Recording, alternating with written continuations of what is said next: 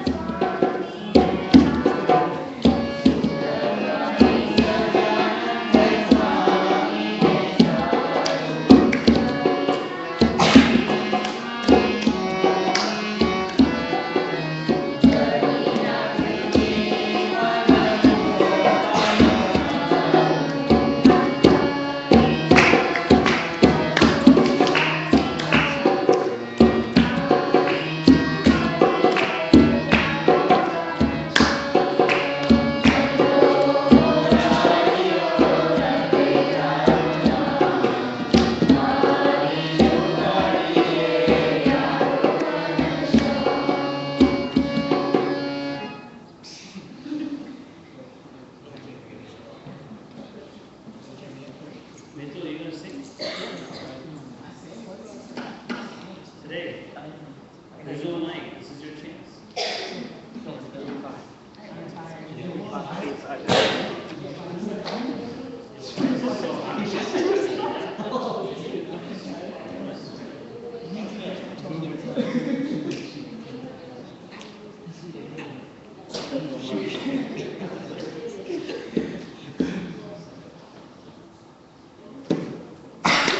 You can turn it up now. So let's turn it up. You want us to turn it up?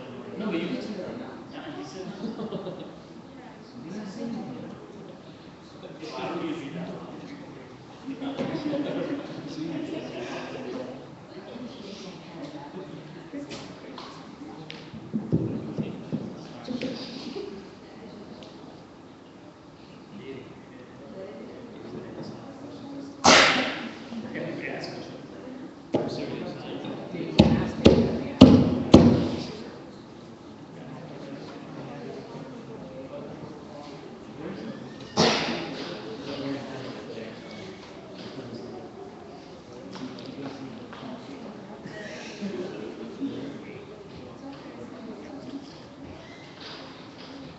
Alright, so I printed it out and I looked up some of the words that I didn't understand, but that's about it. I didn't really prepare anything else other than that. So, I'm gonna be asking you guys, I guess, to help me out.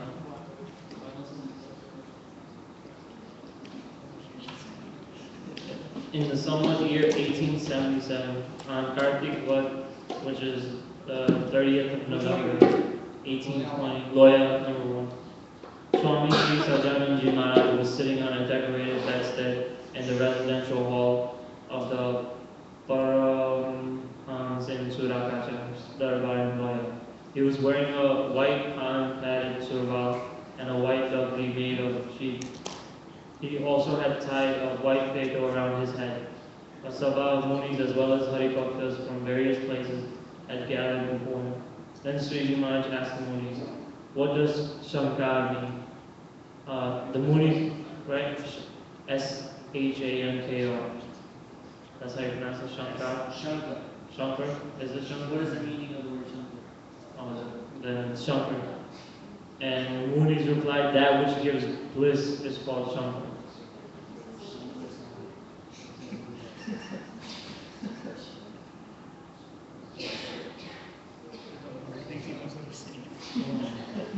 Hearing this answer, Sriji Maharaj said, "Last night, an hour or two before sunrise, Shivji granted me his darshan in a dream." So what does he say? He says, last night, right before sunrise, Shivji, right? Everybody knows who Shivji is, right? Exactly. Son of Ganesh? No, Ganesh is pops. You said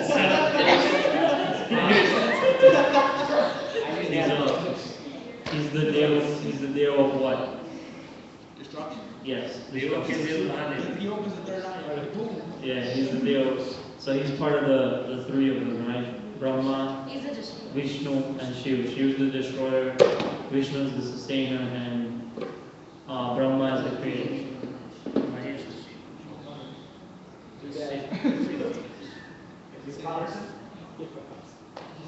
He says Shivji granted me his darshan in a dream. He was seated on the big, powerful Nandeshwar. His body, that's like the thing that he rides is a white bull. His body was of large build, and he had thick matted hair. He appeared to be approximately 40 years of age. Along with Shivji was Parvati, which is his wife, who was wearing all white clothes. Shivji, like a great sadhu, appeared tranquil and showed great love towards me. However, I did not feel love for him. This is because I believe Shiva is a dev that is full of tamagun, whereas I worship Sri Krishna Narayan, who is the incarnation of tranquility. Therefore, I do not have much love for devas like Brahma, Shiva, and Indra, who have Rajagun and Tamagun. So, what does he say? He says he appeared to have a lot of love for me, but I didn't have love for him back because he possesses Tamagun. We spoke about this last week, right? Who remembers what Tamagun is? It is the bad one. Well, what does it consist of? What quality is it? Yeah, you could say that. I'll read the formal definition that I have. Yeah, anger, sleep, laziness, greed. These are all qualities that are associated with Dhamma. So it's the quality of darkness, and it's one of the three guns, right?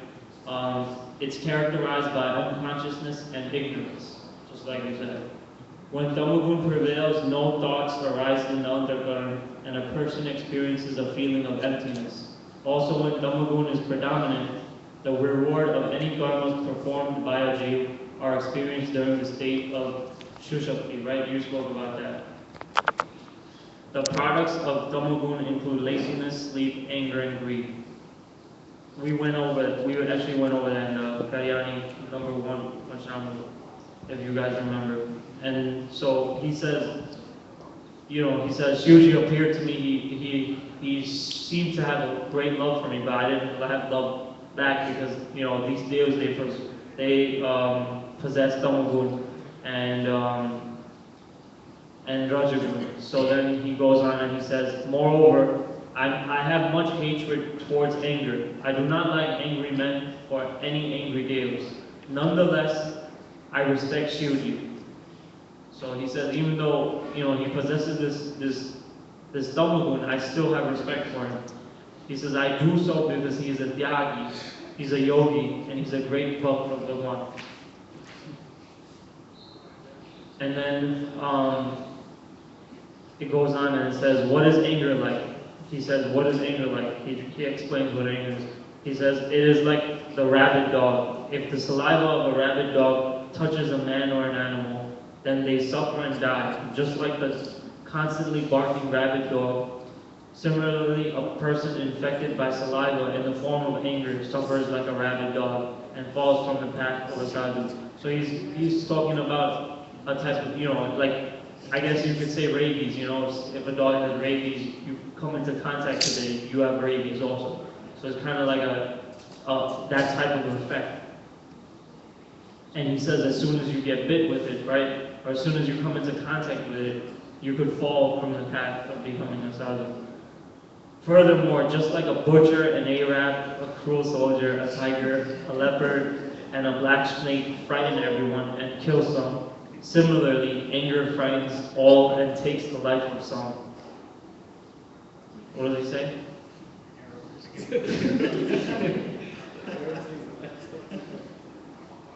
He's making a comparison. He's saying just as a lot of these things, right? A soldier, a tiger, a leopard, black snake, they kill and frighten people. So he says similarly, anger frightens all and takes the life of some. If such anger arises in a sadhu, it appears very unsuitable. Also, after all, a sadhu should be calm. But if anger were to arise, the sadhu would appear cruel to others. At the same time, the sadhu's appearance would change, since anger itself is ugly. Therefore, anger makes a person appear ugly. That's true. You don't want to be stuck in a bus for 10 hours with someone who's always angry, right? So think of it that way. Yeah. So Jay, how do you connect the first statement where Maharaj says Shankar means bliss to the rest of that you just got, especially the few lines right after. I think. Why did he say Shankar means bliss? I think he's showing us two extremes. Something that causes bliss and something that takes it away. So the Shivji, another different name for Shivji is also Shankar, right? Yes. Shankar Bhagwan, he is Shankar Parvati. So he said the meaning of Shankar itself is bliss. However, the way he practices, meaning Shankar, is not that of bliss. He's considered as one of the angry deities. So that contradicts. I agree. And that's why Maharaj said, he showed a lot of love to me because he knew who I was. But in return, I couldn't show anything. I couldn't show him that same respect initially. Yeah. He says I don't I don't show love for him. He says, I do not have much love for Deus like from Shiva and Indra. But he says, nonetheless, I respect Shivaji. Right. So why does he not have that love? So respect and love are two different things, yes. And then he says he loves Sri Krishna Narayan Yeah. because of his, of his guns, which are aside from the growth. Yeah. Because It's he's the not good Tamogun. ones. Yeah. So Krishna Bhagavan is not considered Tamogun. Sri Krishna Narayan here does not mean Lord Krishna.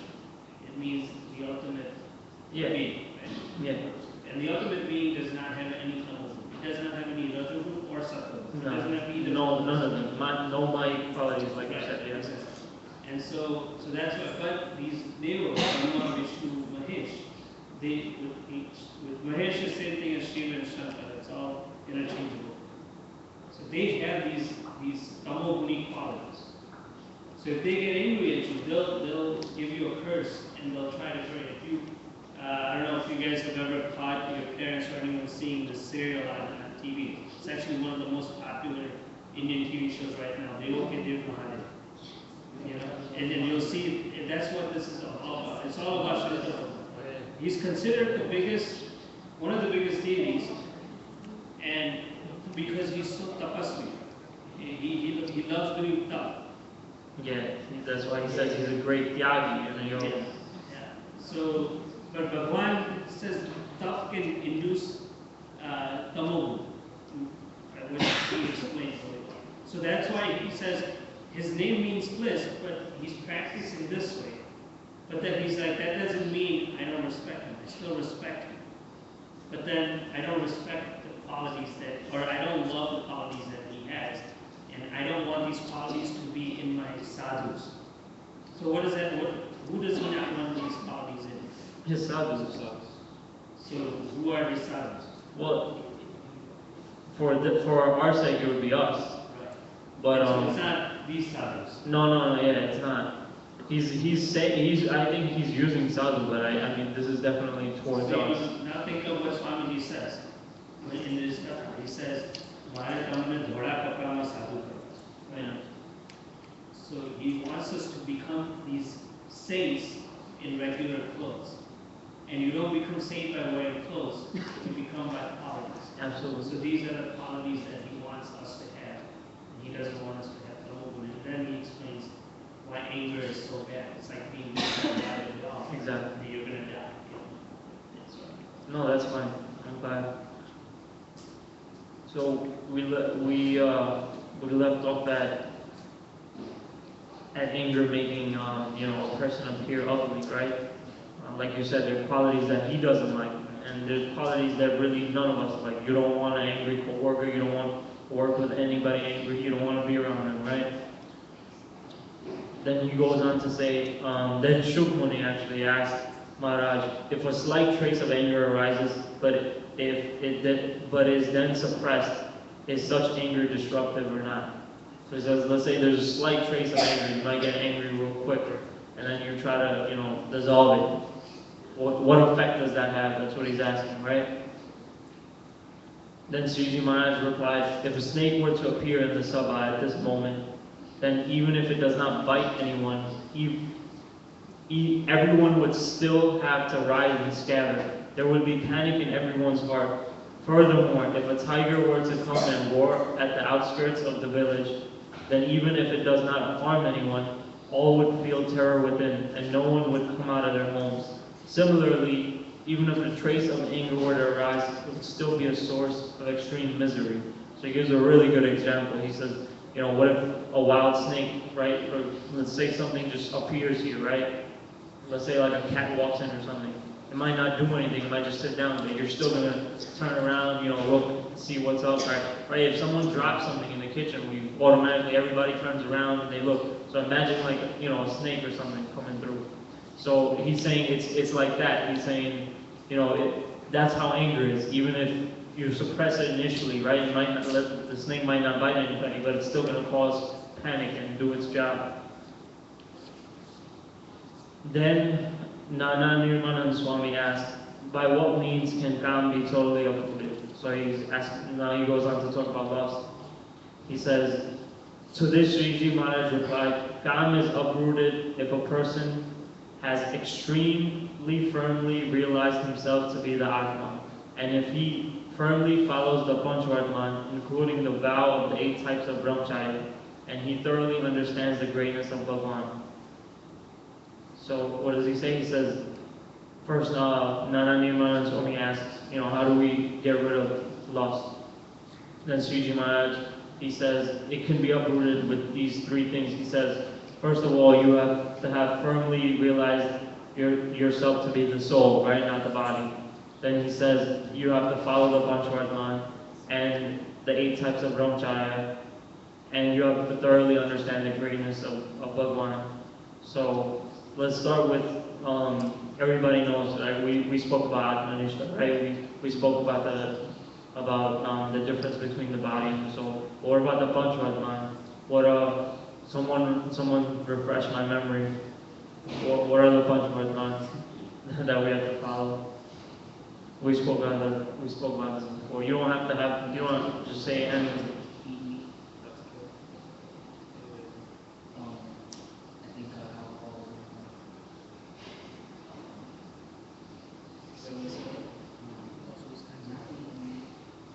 Not steal. That's 3.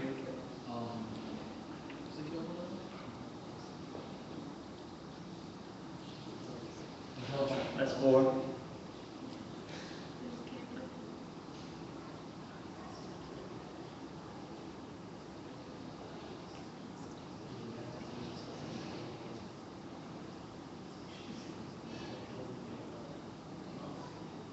Yeah. What no meaning meaning you shouldn't eat something that how to explain it? You shouldn't eat something that is impure, basically.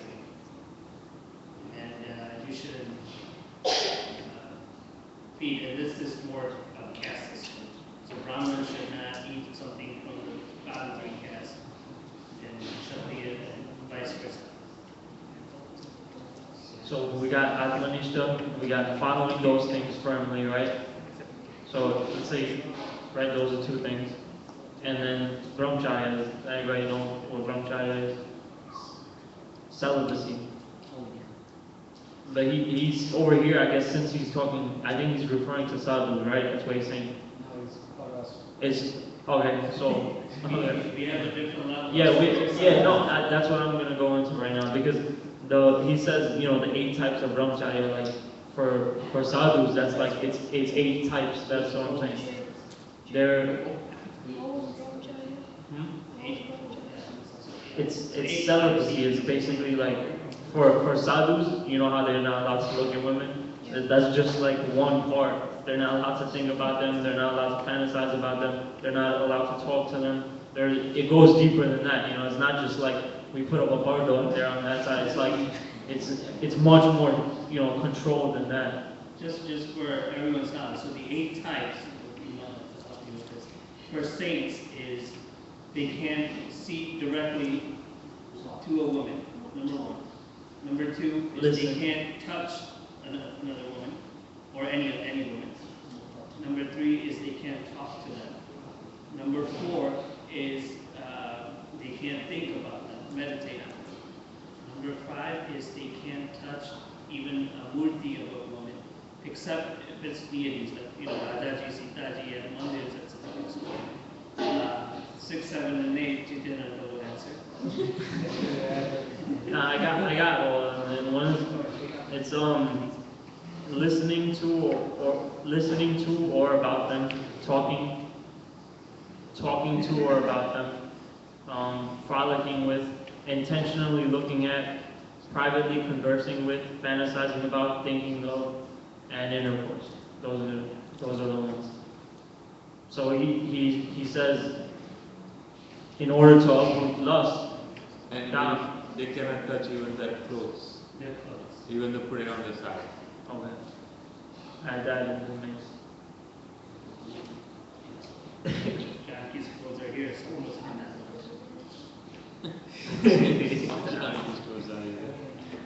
So But he's not saying. He's not saying. Yeah. No, some clothes are like that. So we got, so we said Atmanishta, right? The Panchvartman, the Brahmacharya, right? The vows. And lastly, the greatness of Bhagwan. We've done gathas on that.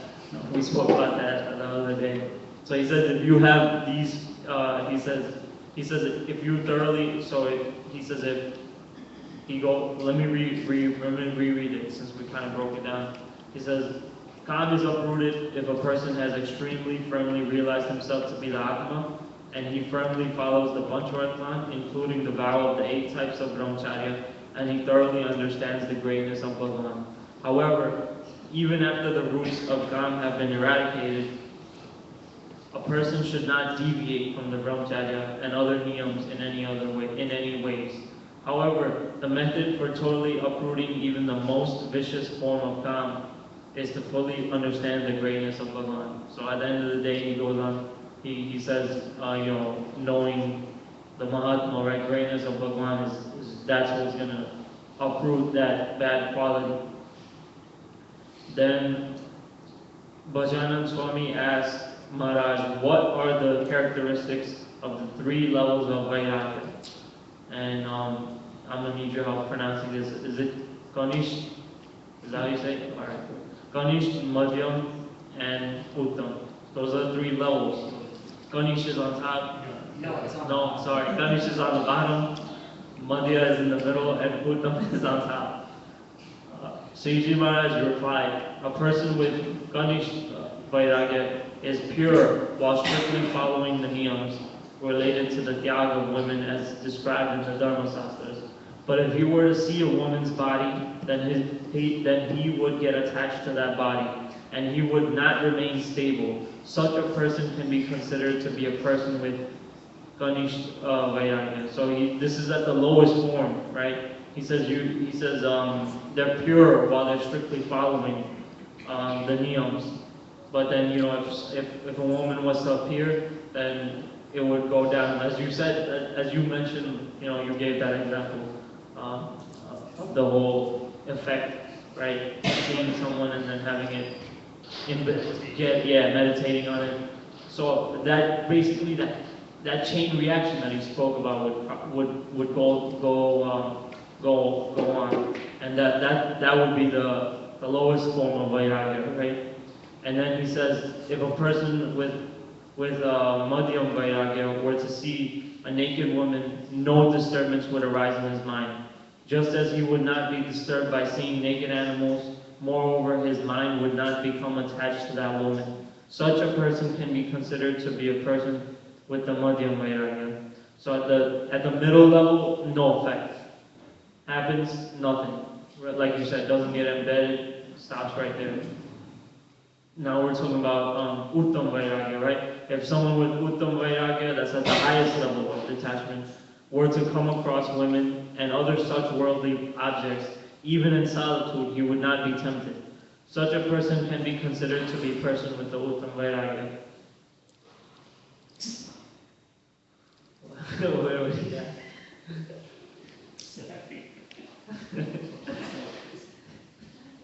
Then Bhajanand Swami asked again, what are the characteristics of the 3 levels of Bhagavan's Jnana, Kanish, Madhyam, and Uttam? So now he asks, what are the characteristics for the 3 levels? So how do you determine? Now he explained how those 3 people with those 3 different types of vairagya react. Now he asks, what are the qualities, the characteristics, how do you describe them? Then he goes on and he says, a person with Kanish Jnana initially develops the Nishchay in Bhagavan upon seeing his powers. However, when such powers are not seen in him, or when nothing unpleasant happens to an evil person who slanders Bhagavan, then his Nishchay would not remain. Such a person can be described to be a person with Kanish Jnana. So what does that mean? He says, a person with Kanish Jnana, that's at the lowest level, initially develops Nishchay, right? In Bhagavan. Upon seeing his powers, he develops Nishchay. However, when such powers are not seen in him, or when nothing unpleasant happens to an evil person who slanders Bhagwan, then his nishchay would not remain. Such a person can be described to be a person with kanishna. So how would you describe that? There's probably tons of examples that you can pick I up. don't know, just, you just said it, if he sees something magical happening, then he has faith. If Exactly. that magical thing didn't happen, he did. So basically seeing is believing. That's his motto, right?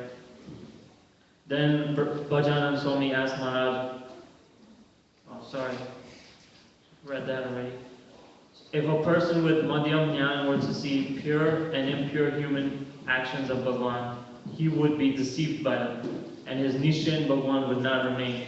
Such a person can be described to be a person with the Madhyam Jnana.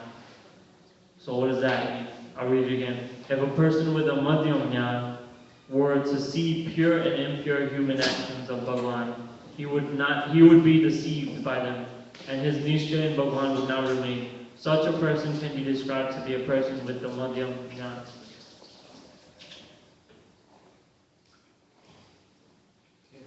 Yeah. Yeah, we talked about this, so you can't see qualities in God and call it out, because God doesn't have any bad qualities.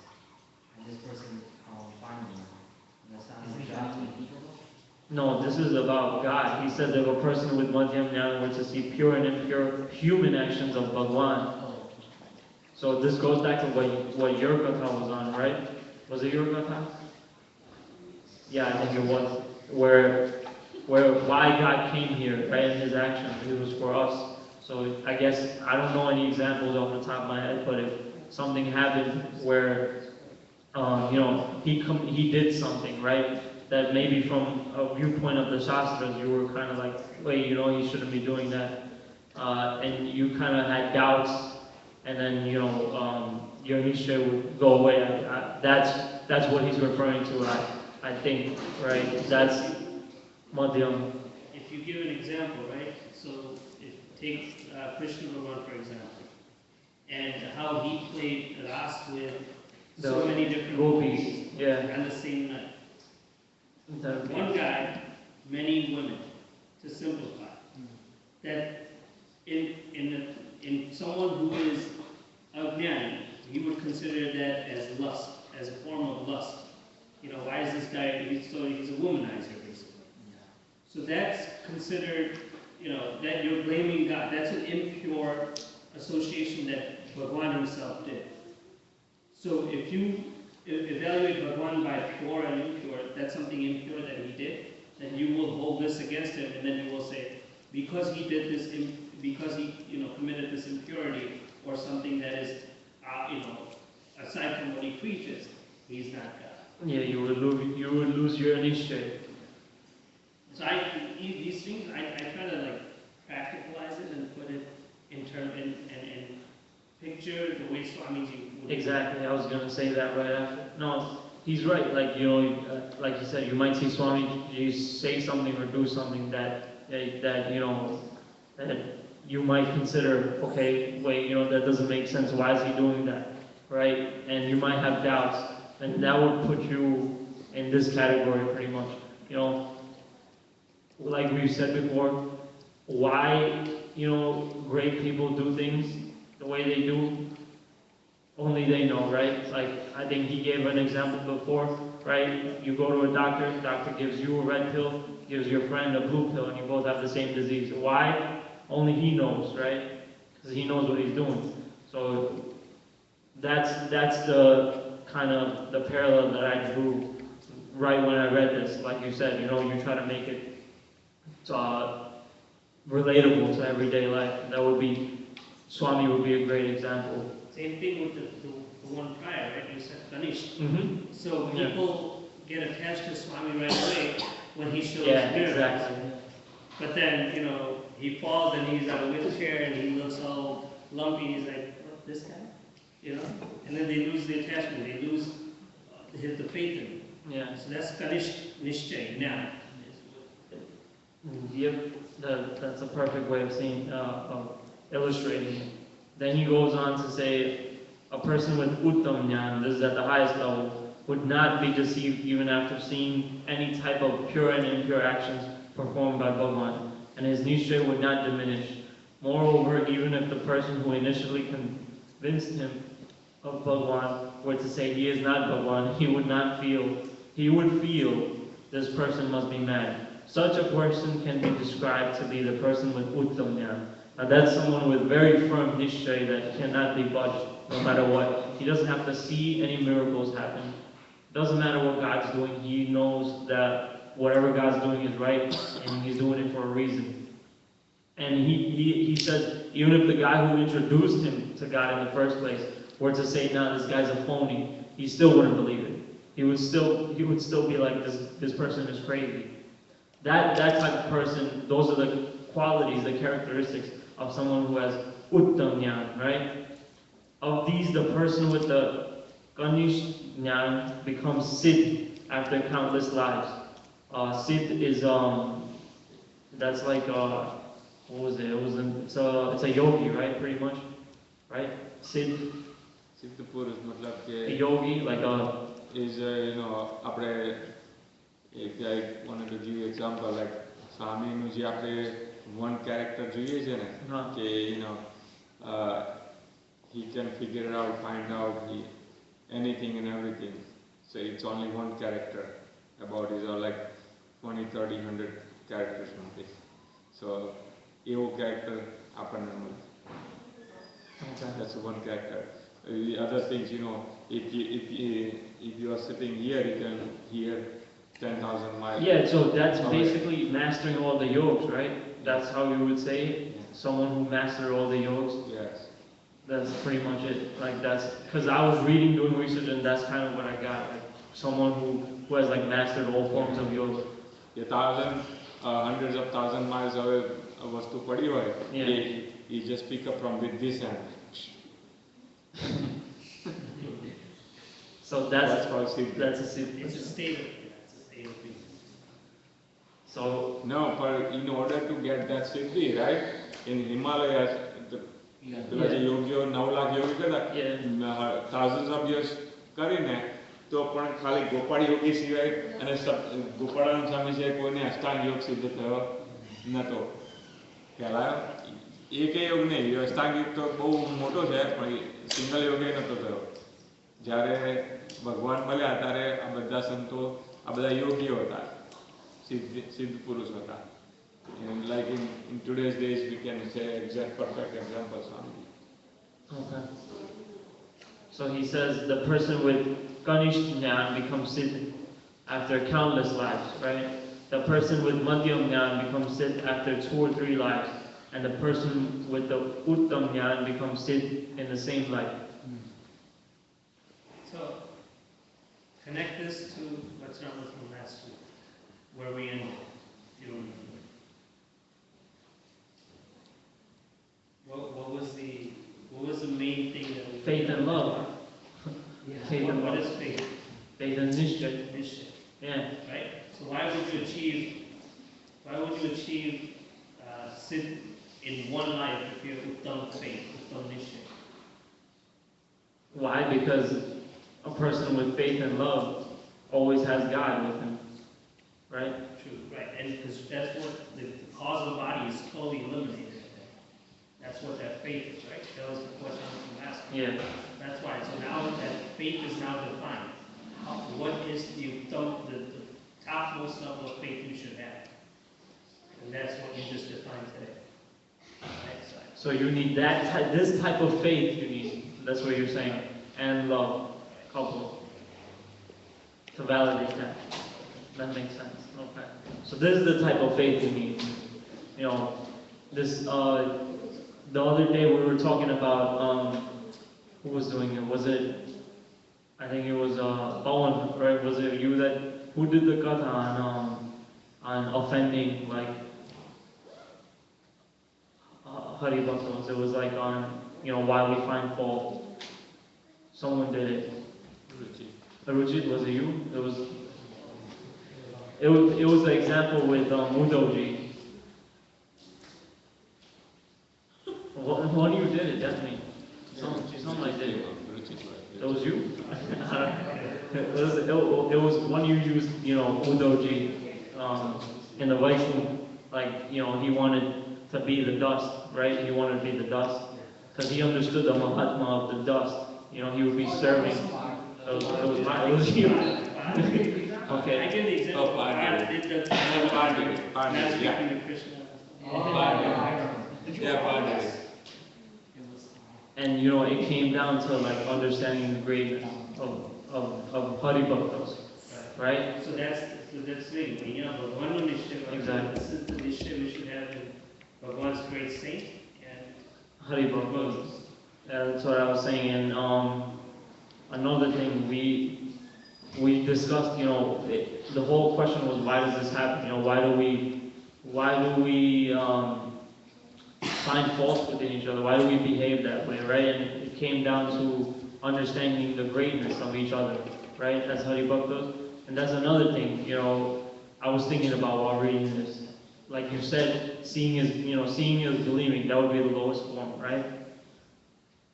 Why is it easy for us to have realized the Mahatma of someone like Swamiji as opposed to each other? Why? Because we take that approach too in some way, right? We hear these great things like, Swami did this, Swami did that. We see him do these things. And then, we feel, okay, this person is big, right? I think that's what initially drew us in, right? That's for all of us, I think, at one point, right? That was it. And if you look at him the way he is, right, he'll sit down with you and he'll talk to you eye to eye, face to face. And he'll talk to you, he'll talk to someone older than you, he'll talk to a second grader, third grader, the same way, same level, face to face. And same respect, same, and you could be sitting there, you could be, saying, I did this wrong, I did this wrong, I did that wrong. You could be talking about 1,000 bad things that you do, right? And he'll still show you that straight. He'll still respect you. He'll still, give you that respect, even if you've done 1,000 bad things. And why is that? Because he sees the greatness in us, right? He sees the potential in us. He sees the God in us, like he sees God everywhere. So, I think that, that's one thing that we fail to do. We don't do that with each other. We kind of say, oh, that guy, he did a lot of work the other day, he's a good guy, he's trustworthy, this and that. Right? We judge it off actions too. So we do it in a way also with each other, which I feel, at least I think we do that. So, in a sense, I think this applies kind of to us too. This is definitely referring to Bhagwan, right? Seeing Bhagwan in these three different stages. But I'm saying we kind of see each other this way too. When we see someone do something good, we respect them. And then when we don't see it, we don't. So just something I thought about, just something you could keep in mind, kind of.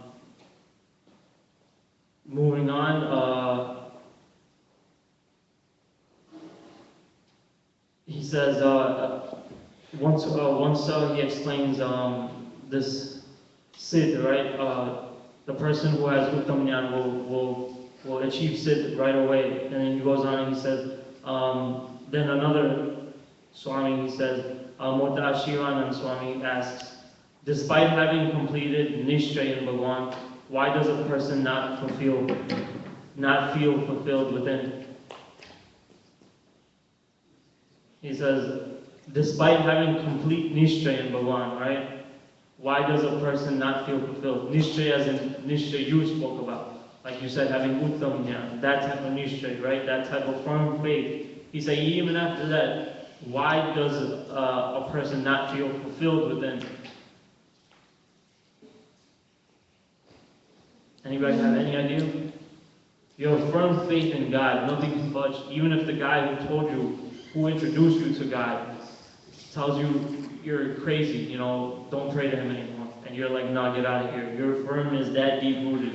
Why does a person like that still not feel fulfilled within? They may have good faith, but maybe not all the best qualities.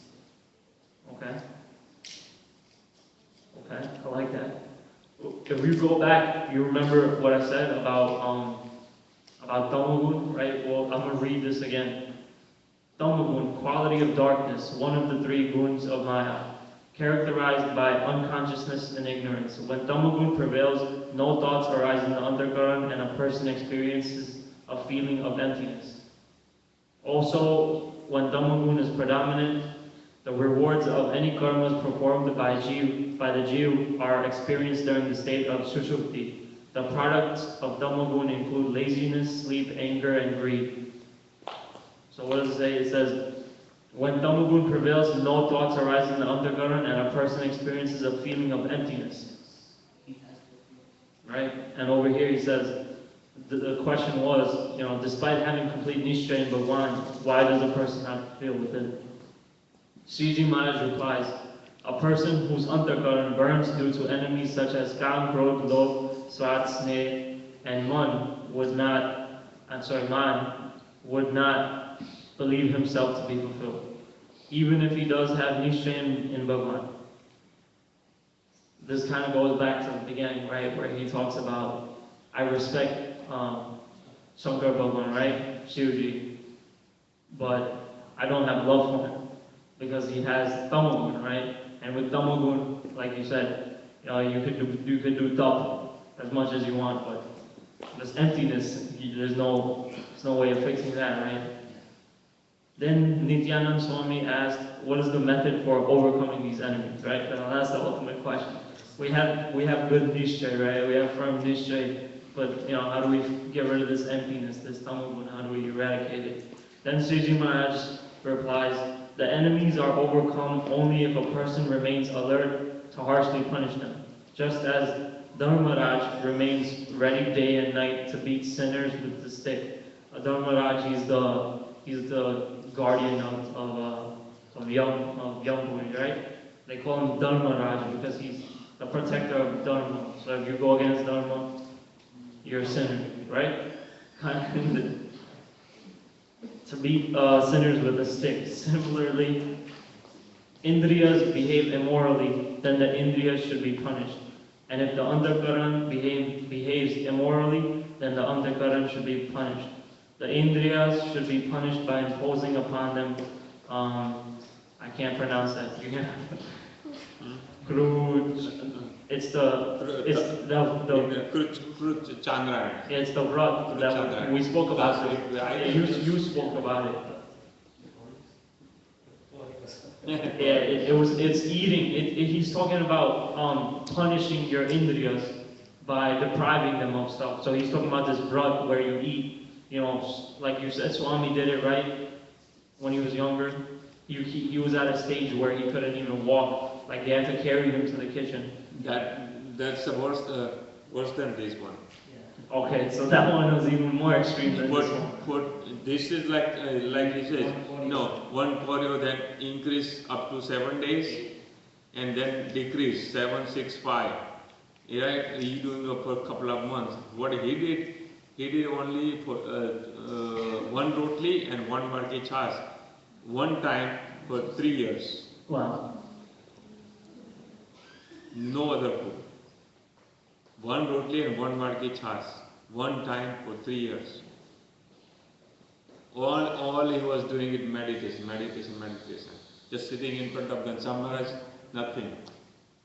And when Jammano time થાય ત્યારે બોલાવા આવે ને ત્યારે તો ઊભા થાય હલાવે ઊભા થાવ જમવાનો ટાઈમ થયો બધું રસોડું બંધ થઈ જશે તારું ઊભા થાય અને last year after 2 years what happened, he was even hardly to get up, right? So એમને ઉઠાઈને લઈ જાય નાહવા, એમને ઉઠાડીને જમવા લઈ જાય અને પાછા ઉતારી મૂકી જાય, ઊંચકીને લઈ જાય. So those are like Sriji Maharaj, what he did when he left the house, right, at the age of 11, and he went to jungle for tap, right? Yeah. What he did,